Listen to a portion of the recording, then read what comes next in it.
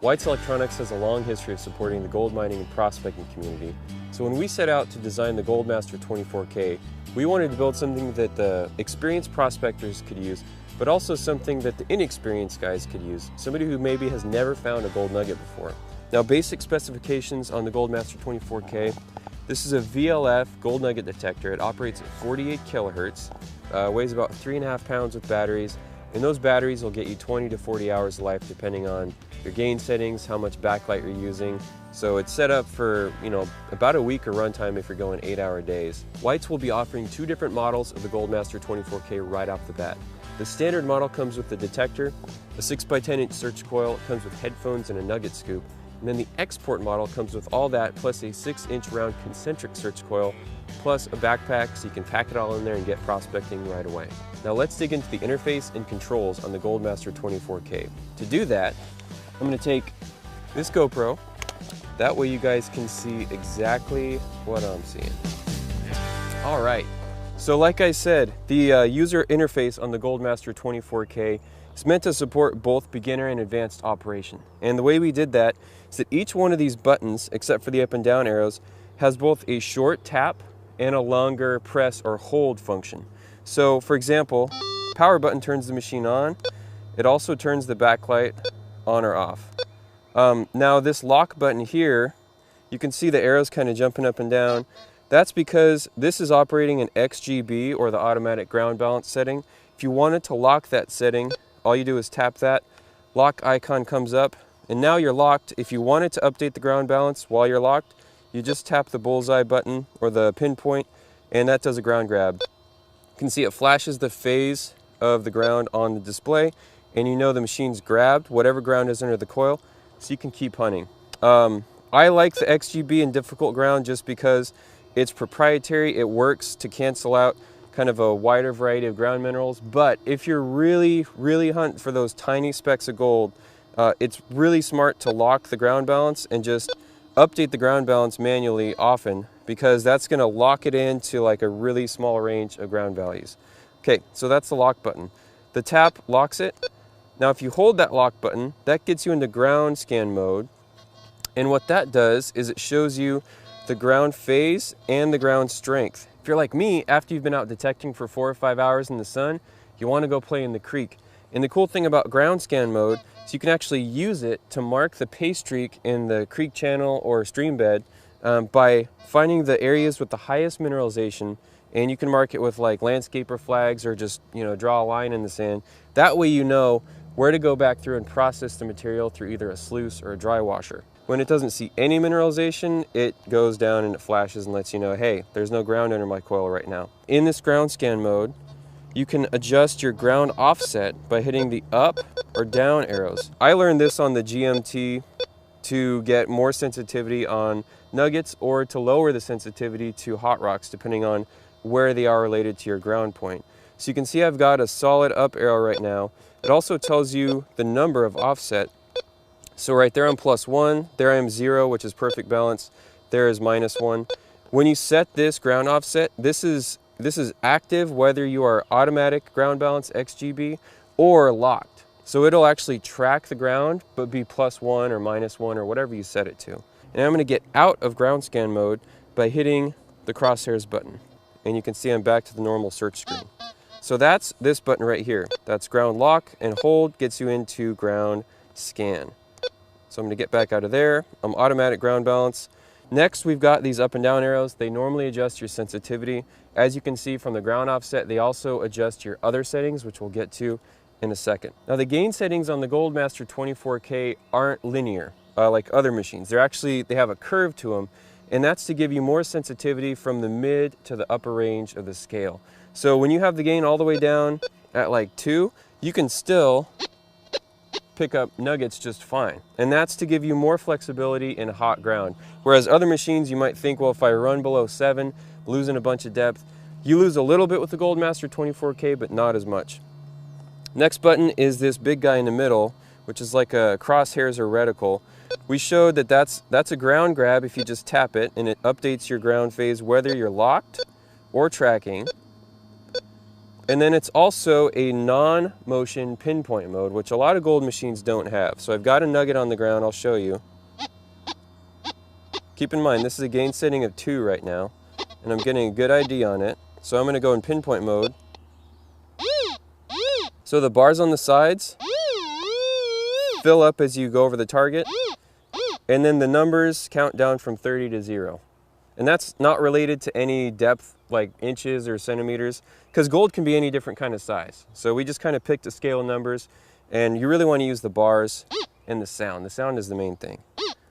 So that's that guy in the middle there. We also have this music note button here, which enables a tone ID. If you tap this button, that's tone ID. And if you tap it and that icon's not on the screen, that's your traditional zip VCO audio that a lot of gold machines have. Some people like tone ID, they might be used to a coin machine, or they might have never prospected with a detector before. So that's going to give you a high tone on all of your high conductors and a low tone on your low conductors. But be careful, because in mineralized ground, sometimes gold can sound a lot like a low conductor, because the strength of the ground actually pulls the phase of the target down. So we suggest dig it all, but if you're in really trashy ground, you can put the tone ID on. It's also nice for beginners who are kind of confused by the VCO sound. Most prospectors hunt in VCO mode. That's with the icon off, which gives you a nice zip sound on your targets. So tap in that, that's tone ID. Now if you hold this, hold the music note button, you can see SA's on the screen. That's your VSAT. VSAT is variable self-adjusting threshold, and we've got 3 settings. We've got a low setting, a mid setting, and a high setting. You would use your VSAT when the ground is really bad or you got a lot of hot rocks. What it will do is kind of smooth out your threshold so that you're not getting so much ground noise. I highly recommend using this only when necessary. We tried to improve the ground balance enough on this machine where the VSAT was only necessary in like the worst conditions. So that's the music note button. Just to review, tone ID on, tone ID off, and you hold to adjust your SAT settings. Now the next button here is a discrimination button. This is a new feature shown by the nail that's crossed out. If you tap that, that enables discrimination. You can see I've got the discrimination icon on, and I've got a blocked out target ID right here. If I hold this button, now I have fine control over the discrimination settings. This is really helpful if you're getting a lot of signals around like the 1 or 2 range, which tend to be hot rocks. You can knock those out and still keep your sensitivity to gold. And just be aware that when this icon's on, you're discriminating. And if you're going for maximum sensitivity, you want to run open, no discrimination.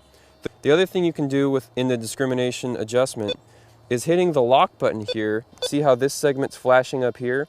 That's for hot and cold rocks that wrap around from down here all the way up to your high range, which might come in as like a 95 to 99. You can knock those out. That way you've got both the really low target ID numbers, but also the high wraparound targets knocked out. So I've got a hot rock here to demonstrate how to use this discrimination feature to knock out hot and cold stones, which will drive you absolutely bonkers in some areas. So this is what it sounds like with no discrimination. And here's with discrimination on. And now I've got this piece of gold I'll put back down next to the hot rock and see if I can still get it.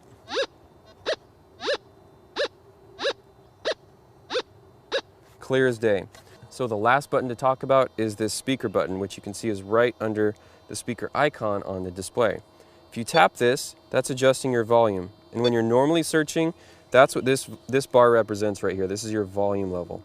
I've got mine on boost 2. I highly recommend using the audio boost and then adjusting your sensitivity down as a first way to combat nasty ground or rough conditions, because that way you're letting the gain of the instrument dictate the smoothness of your threshold, and you're using the audio boost to boost up those signals that are just right on the edge of that threshold. So I want to show you the difference this boost makes at lower sensitivity levels.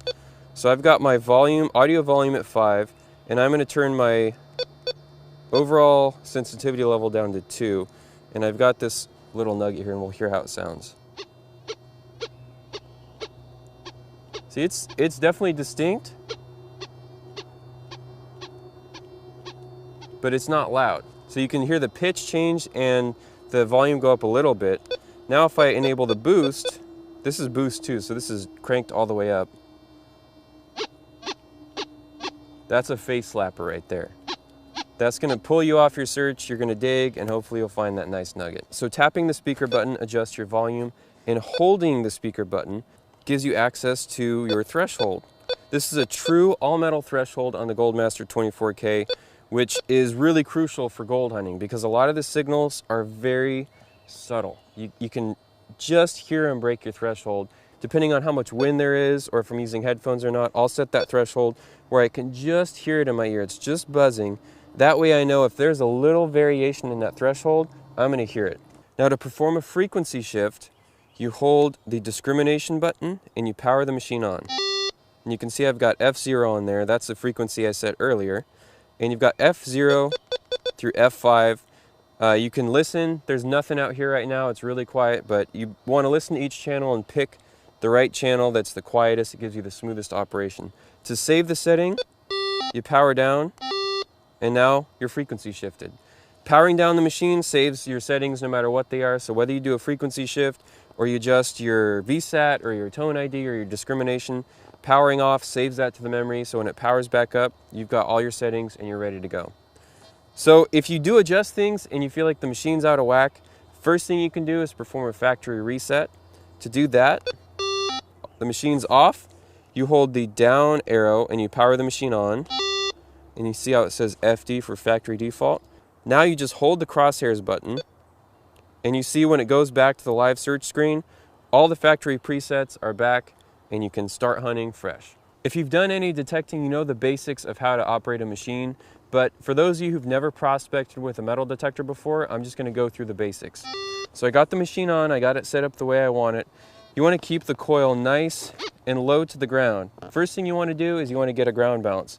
With XGB on, all you got to do is pump the coil a couple times over the ground. When your threshold calms down, you're ground balanced. And you want to keep a nice, even, slow sweep.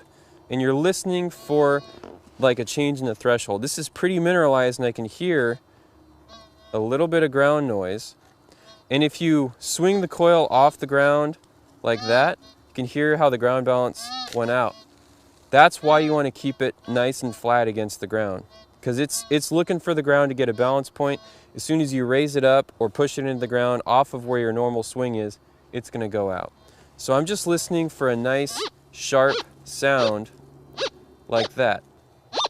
Now with most gold detectors, that's where you'd start your recovery process, and you can get right to it.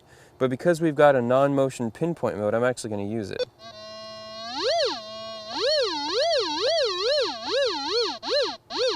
And with the double D coil, you definitely want to hit it from this angle, and then also pivot around and hit it from this one. So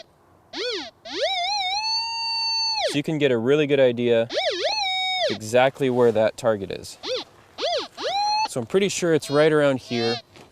So you want to set the machine down, make sure you don't have any metal on your hands, and you want to use the scoop that comes in the box with your metal detector. So I'm going to start taking material and running it over the coil until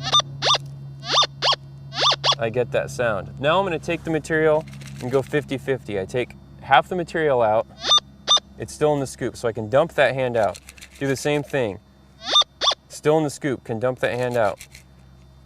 And actually, I can see it right there. Then you want to double check by running it over the coil to see if it's gold. This is placer gold, so it's nice and shiny. A lot of the gold you find is rough and it's gonna have dirt and it's gonna not look like gold. So a lot of guys will put it in their mouth. Don't swallow it because it'll take you, like a day to retrieve the nugget if you do swallow it. So those are the basics on White's new Goldmaster 24K. The other thing I wanted to mention is definitely consider getting the export pack, which comes with this 6-inch round concentric flat bottom coil. Super hot on small gold. It's a great value. For a little bit more money, you get this extra coil, plus you get a nice backpack to carry everything around in. And then the other thing that we didn't really talk about, and I didn't need out here, is a pick, a prospector's pick. A lot of our dealers who carry gold machines carry nice sturdy picks. If you're going to be out prospecting, it's a great investment and it makes the whole experience a lot more pleasurable. And then definitely get some kind of magnet for either the bottom or the blade, because you're going to come across iron. You're going to come across tiny pieces of iron that fool the machine, and having a nice magnet makes it to where after you dig, after you scrape, jam that magnet around in there, the signal goes away, look on your pick, it's likely a piece of iron. I got a couple pieces on there from my last outing, still on there. But it just saves you a lot of time. Otherwise you spend 5-10 minutes chasing it, and that's a couple less holes you can dig. We've tested the Goldmaster 24K all over the world, and we hope you guys have a lot of luck with this new machine. If you find something great, go to whiteselectronics.com or facebook.com/whiteselectronics and share your finds. Till then, good luck and happy hunting.